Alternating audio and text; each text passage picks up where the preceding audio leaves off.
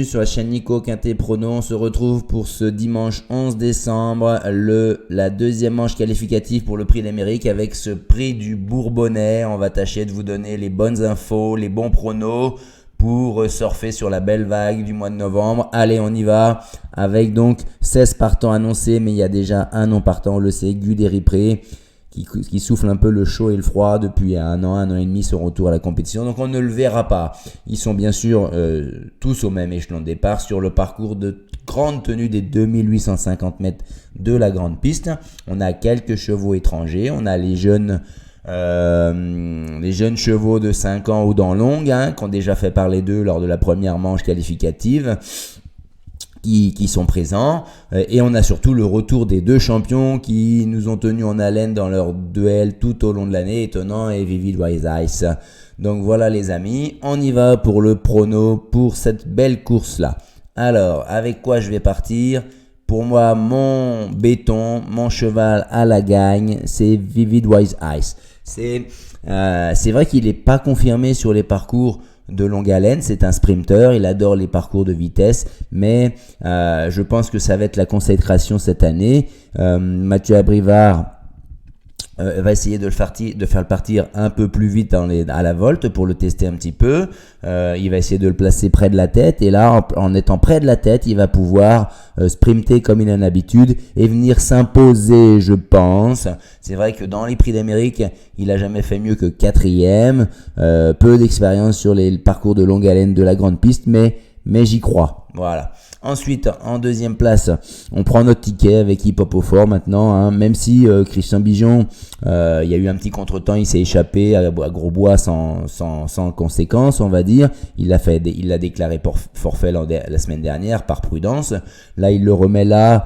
Il est à 15 jours du Ténor de Beaune qui est davantage son objectif, mais il va être moins offensif, il va le mener. C'est pas lui qui va mettre les banderilles en 3e épaisseur dans la montée. Il va essayer de suivre par exemple Hussard du Landré, et il va faire parler sa pointe de vitesse finale parce qu'il est capable également d'enrouler de loin, mais aussi d'avoir une très très belle pointe de vitesse. Donc allons-y, on y croit avec le cheval à Bijon.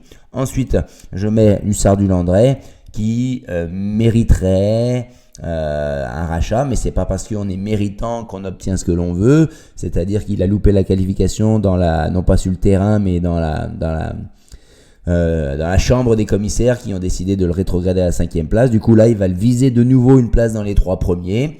Il est capable, faut pas oublier que c'est le vainqueur du critérium des 5 ans, devant Onek notamment. Donc on y va pour Hussard du Landré. Ensuite, je mets seulement là Étonnant. Il fait son retour grande piste Vincennes-Ferré. Ça a peu de conséquences, mais tout de même, on va voir quel parcours va lui donner Anthony Barrier. Est-ce qu'il va lui faire un parcours tête et corde comme dans le prix d'été où il a écœuré tout le monde en roulant tout le temps une 10, une 11? Je le pense pas peut-être suffisamment près, surtout que Richard Westering annonce qu'il a eu une petite contrariété. Il a toussé un petit peu avant le prix de Bretagne alors qu'il devait faire sa rentrée dans le prix de Bretagne. Donc on le voit plus davantage pour une belle place. Ensuite, Hookerberry, pareil pour lui, on est en hiver, c'est comme nous, vous voyez, vous m'entendez, je suis un peu malade, et lui Hookerberry a été un peu malade également. Il a zappé 2-3 galops, 2-3 travaux le matin, pardon. Et est-ce que ça a contrarié fortement sa préparation? Il avait fait une belle course un peu malheureuse, on va dire, dans le prix de Bretagne où Nicolas Bazir l'avait gardé tête à la corde en 3e, 4e ligne.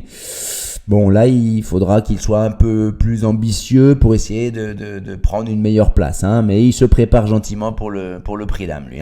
Ensuite, on commence à avoir des chevaux un peu plus spéculatifs avec des colorations. J'ai longtemps hésité entre les deux Baudouins, je vous avoue, avec Hirondelle Sibet. Des colorations, elle a fortement déçu, elle a pris tête et corde, elle a mené dans un rythme de 1,13 tout au long de la montée, dernier virage, et dans le dernier virage, elle s'est fait passer par Ampiam et DSM et il y avait plus rien. Baudouin avoue un peu fait son mea culpa, il dit qu'il l'avait pas suffisamment travaillé. Je pense que si on est capable à plusieurs reprises de lutter avec Ampiam et DSM, c'est qu'il faut la racheter. Il faut la racheter, même si dans ces lots-là, désormais, je pense que tête et corde, c'est trop dur. Elle pouvait le faire dans des lots inférieurs ou en rendant 25 mètres. Mais là, dans ces lots-là, il faut qu'elle parte. C'est une bonne débouleuse derrière les ailes quand elle est pas fautive, derrière les élastiques quand elle est pas fautive. Et ensuite, près de la tête, il va falloir la faire finir. Gabi il est pas bête, il a appris de ce parcours-là et va viser une 3e place, ça serait le top, parce que n'oubliez pas que Baudouin, en début de meeting, il visait le prix d'Amérique avec Alain. Il voulait la qualifier pour le prix d'Amérique. Donc allons-y, on la rachète. Il va y avoir au moins 35 contre 1, donc on y va. Ensuite, le 13, Flamme du Goutier. Duval d'Estaing, lui, il la prépare, pépère, tranquille. Elle va avoir 2 gros objectifs. C'est prévu depuis l'an dernier, l'arrivée du Cornillé de l'Amérique. Il va reviser les 2 mêmes courses. Il la met dans les mêmes configurations, c'est-à-dire plaqué des postérieurs et des ferrés. Donc, elle va faire les 5, 6, 700 derniers mètres selon son positionnement dans le lot. Et elle viendra prendre une 3, 4, 5e place. Voilà. Et enfin, en dernier, je renouvelle ma confiance à Galatéji. Christian Chalon avoue que si ça se passe mal dans le prix du Bourbonnais, il pourra se rabattre sur une course plus accessible la semaine prochaine, le prix Jean Dumouche, où il pourra partir en tête et à 165 000 je crois, donc il devrait être de la fête et il a de la marge, il peut même gagner à la limite aujourd'hui et faire le Dumouche la semaine prochaine. Mais je sais pas ce qu'il a derrière la tête, Christian Chalon, mais sa dernière course elle me plaît. Certes, elle a plafonné dans la ligne droite, il a eu du mal à trouver l'ouverture.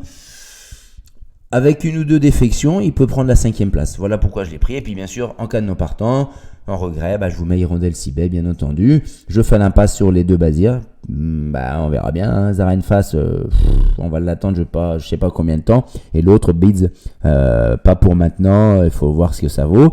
J'ai fait l'impasse également sur Call Me the Breeze de Philippe Allaire. C'est dangereux à ce niveau-là, mais je pense qu'il le prépare pour le Continental, avec uniquement les 4 ans, le jour du Ténor de Beaune, le 24 décembre. Donc voilà, on va se quitter là-dessus, à part que je vous mets bien sûr le béton, je vous l'ai déjà dit, oui, c'est le coup sûr dans les 3 premiers, le coup sûr dans les 5, ça sera Hip Hop au fort, le coquin Galatéji, la déception, je vous en ai parlé, Call Me the Breeze, et les fantômes, j'élimine As 4 et 14 surtout, déjà du Pomereux, pas maintenant.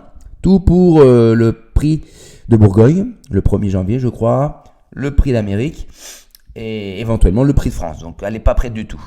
Les amis, on se retrouvera seulement mardi maintenant, on va faire une petite pause parce qu'il n'y a pas de quintet plus de trop avant mercredi prochain. À bientôt, bon week-end.